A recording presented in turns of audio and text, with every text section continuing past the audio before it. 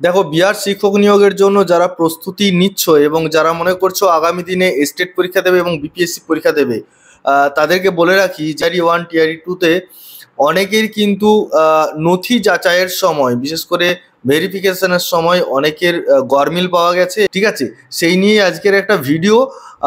যদিও এইরকম একটি প্রতিবেদন খবরের কাগজে বেরিয়েছে, সেই খবরের কাগজ আমি তোমাদেরকে দেখিয়ে দিচ্ছি স্ক্রিনে।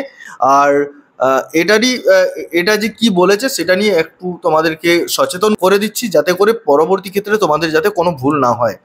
দেখো, এখানে যে খবরটা এসেছে তাতে করে দেখা যাচ্ছে কি প্রায় 619 জন প্রার্থীর নথিতে কিন্তু ত্রুটি পাওয়া গেছে। ঠিক আছে, এবং 238 জন যে প্রার্থী রয়েছে সেই 238 জন প্রার্থীর ভিন্ন জায়গায় অমিল পাওয়া গেছে, এবং সেটা নিয়ে বিস্তারিত তথ্য দেওয়া রয়েছে এই যে খবরটা বেরিয়েছে সেই খবরে।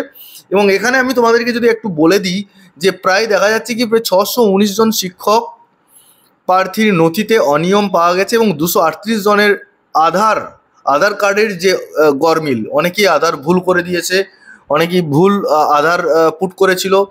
তো সেইগুলো কিন্তু একটু তোমাদেরকে খেয়াল রাখতে হবে। এবং এখানে দেখা যাচ্ছে কি প্রায় 619 জন প্রার্থীর নথিতে এইরকম ত্রুটি পাওয়া গেছে।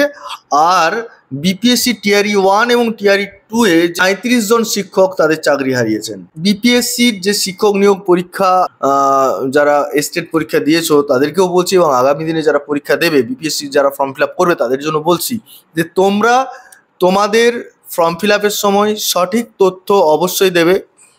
তা না হলে ভেরিফিকেশনের সময় যদি গরমিল পাওয়া যায় তাহলে অনেক ক্ষেত্রে ক্যান্সেল হয়ে যাওয়ার চান্স কিন্তু অনেক বেশি থাকবে। ঠিক আছে, তো এইরকম খবর যেহেতু উঠে এলো, আমার মনে হলো যে এটা একটা সতর্কতামূলক একটা বার্তা, এবং সেটা তোমাদের জানা প্রয়োজন, এবং আগামী দিনে যাতে তোমরা ভুল না করো তার জন্য আজকের ভিডিওটা আমি পোস্ট করলাম।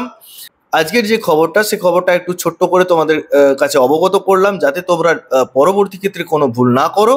ঠিক আছে, সব সময় খেয়াল রাখবে যে তোমার যেটা রয়েছে, যেটা তোমার সঠিক তথ্য, সেই সঠিক তথ্য দিয়েই কিন্তু তোমরা ফর্ম ফিল আপ করবে, যাতে পরবর্তী ক্ষেত্রে তোমরা পাস করার পরেও কোনো রকম যাতে সমস্যা না হয়। ঠিক আছে, তো যাই হোক, যেহেতু এরকম একটা খবর পেলাম, আমার মনে হলো যে তোমাদের সাথে এই বিষয়টা একটু শেয়ার করি এবং তোমাদেরকে একটু অবগত করে দিই, তার জন্য আজকের ভিডিও। পরবর্তী ক্ষেত্রে নতুন কোনো আপডেট এলে অবশ্যই তোমাদের সাথে শেয়ার করব। স্টেটের রেজাল্ট এবং বিপিএসসির ফর্ম ফিল আপ সংক্রান্ত নতুন কোনো নিউজ এলে অবশ্যই ভিডিওর মাধ্যমে সর্বপ্রথম তোমাদের কাছে তুলে ধরবো। আজকে এই পর্যন্ত, সকলে ভালো থেকে সুস্থ থেকে এই বলে আজকের ভিডিও এখানে শেষ করছি। ধন্যবাদ।